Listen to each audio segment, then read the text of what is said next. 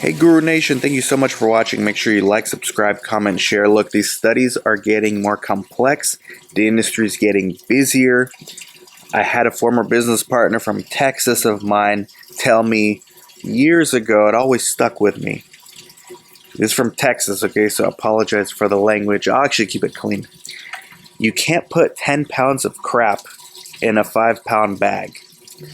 And this is ever more truthful in 2022, 2023, when study sites are busier than ever, record high busyness, protocols are more complex than ever at the same time, and there's more vendors and ePros and IRTs and ePIPs and all these tools that supposedly make the industry better. And we're still using the same practices as sites. You know, we expect that, okay, the SIV is going to teach us how to do the study. If we have any questions, we'll figure it out. It's not the case when these studies are so complex and you have like 10 vendors per study, maybe more. And it's not an exaggeration either. Like sometimes there's more than 10 vendors. So what I've done with my team, Yuma Clinical Trials, recently, and I think a lot of sites do this already, but there's no way, it's impossible to do this anymore without, I think. You have to have some kind of a cheat sheet, some kind of a flow chart for every study and every visit.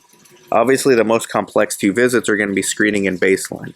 So it's okay if you just do cheat sheets for screening and baseline.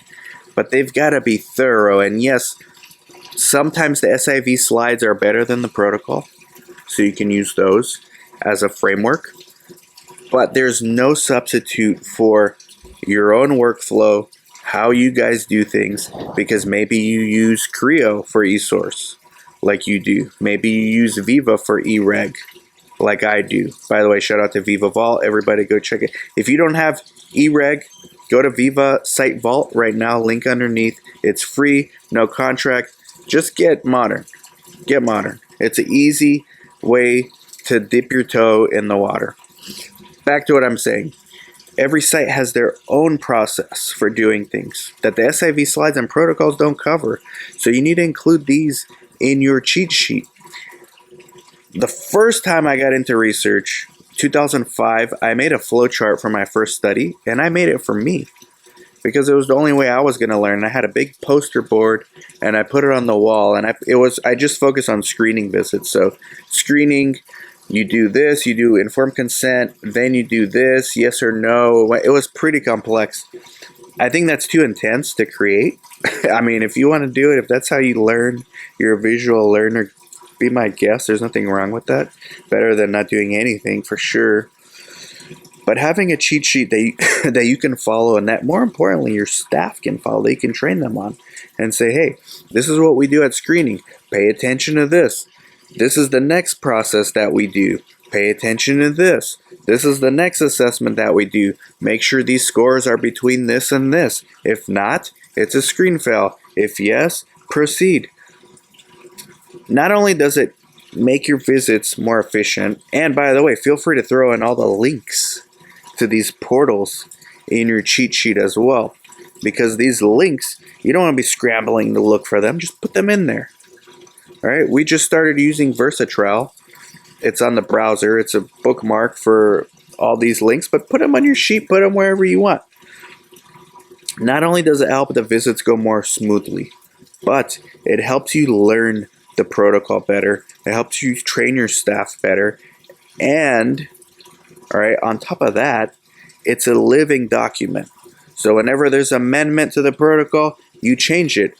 Or whenever, here's the more practical aspect of this.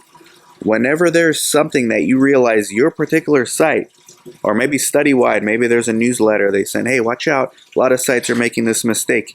You could go back to your cheat sheet, revise it, edit it, so that you now have, you're proactive, so you don't do these mistakes in the future. So just wanted to make a quick site, educational. I've been doing motivational lately, but a little bit educational for you guys. Use the protocol slides from the SIV if they're good. Sometimes the sponsors even create a cheat sheet for you, like the nice ones do.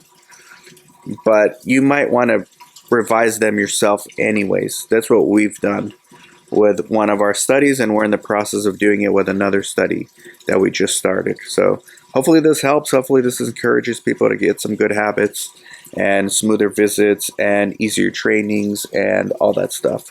Like, subscribe, comment, share. Bye-bye.